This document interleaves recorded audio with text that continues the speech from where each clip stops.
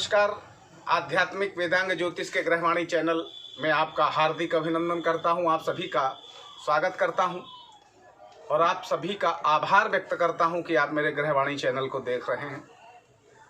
बहनों भाइयों, इस वीडियो में एक बहुत ही ज़रूरी विषय लेकर के आया हूं जो आप सभी के लिए बहुत आवश्यक है।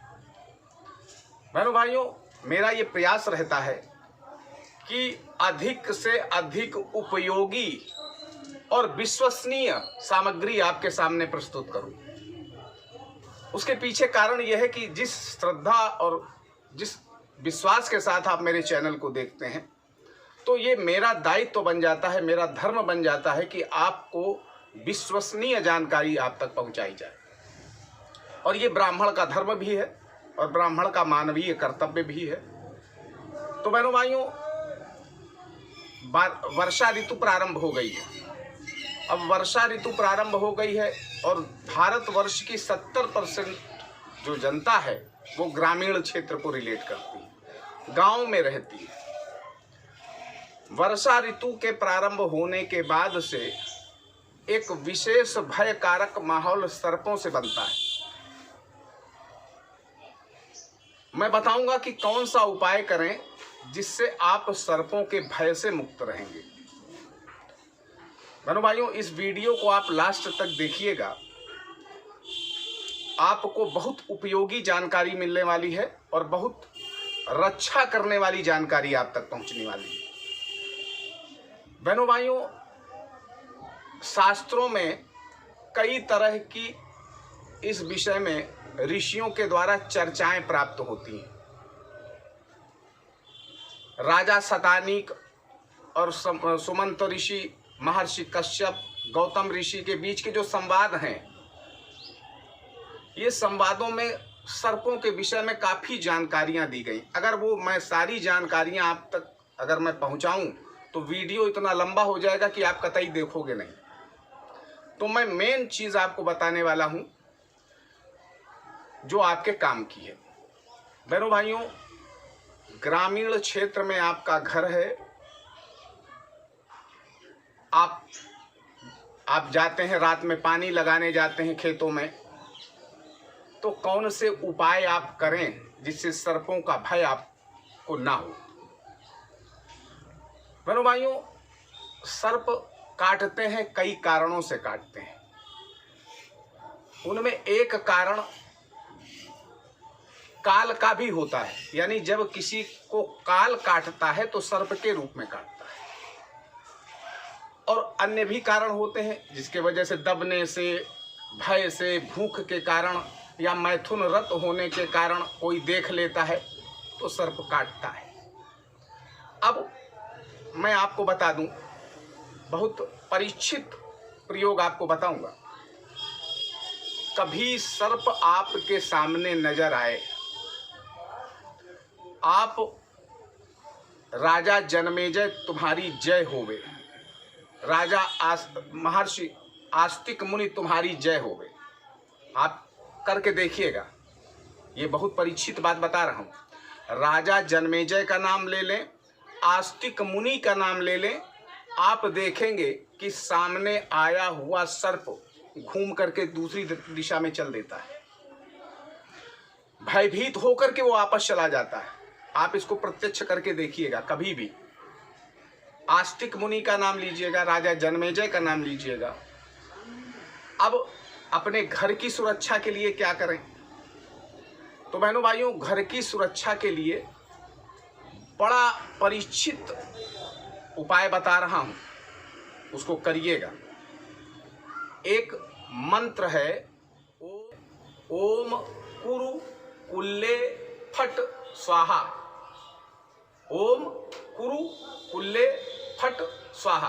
आप अपने घर के दरवाजों में लिख दें, दीवालों में लिख दें,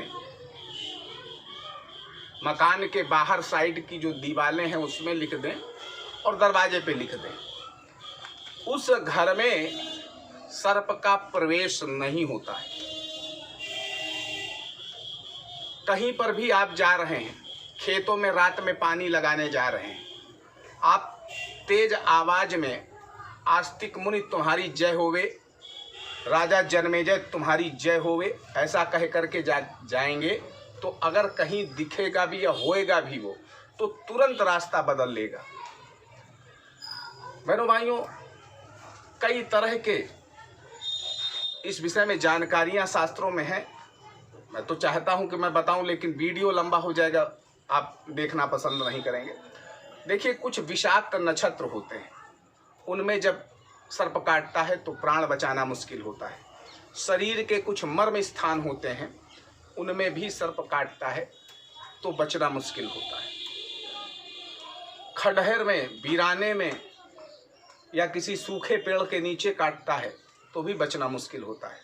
अब विषाक्त नक्षत्र हैं, जैसे तीनों उत्तरा हैं, आद्रा है, अश्लेखा है, विशाखा है, सद्भिषा है, मूल नक्षत्र है, इस तरह के भरणी नक्षत्र है, इस तरह के नक्षत्र होते हैं। इनमें अगर काट लेता है तो बचना मुश्किल रहता है।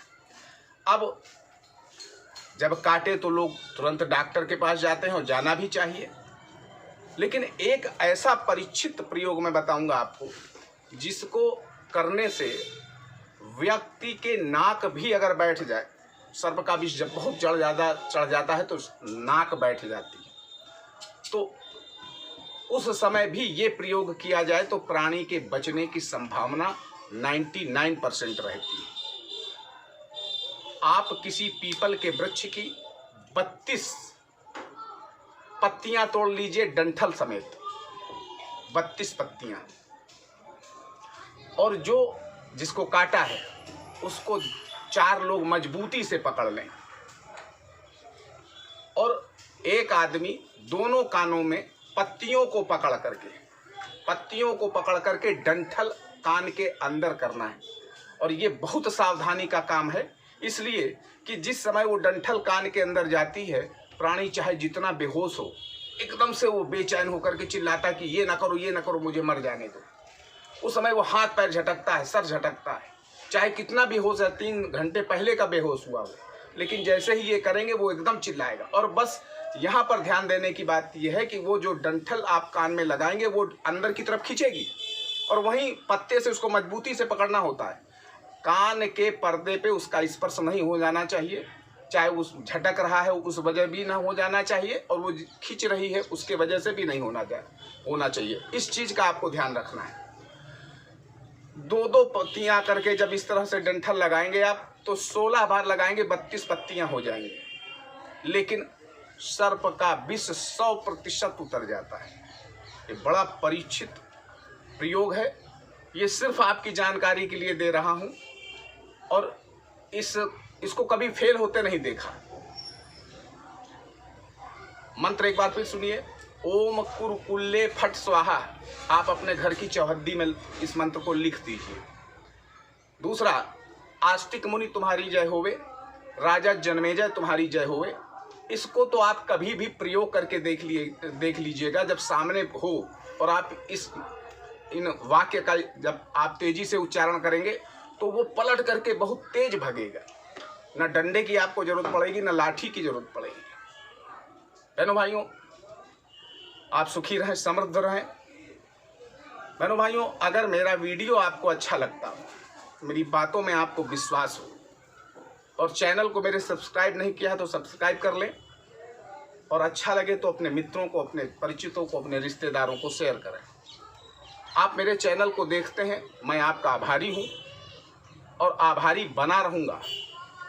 बस आपके काम बने, मेरे प्रयोग से आपको लाभ हो, ईश्वर की कृपा आप तक पहुँचे, इसी मंगलमयी कामना के साथ मैं पंडित दिनेश नारायण पांडे आपसे विदा लेता हूँ। प्रेम से बोलिए जय माता की।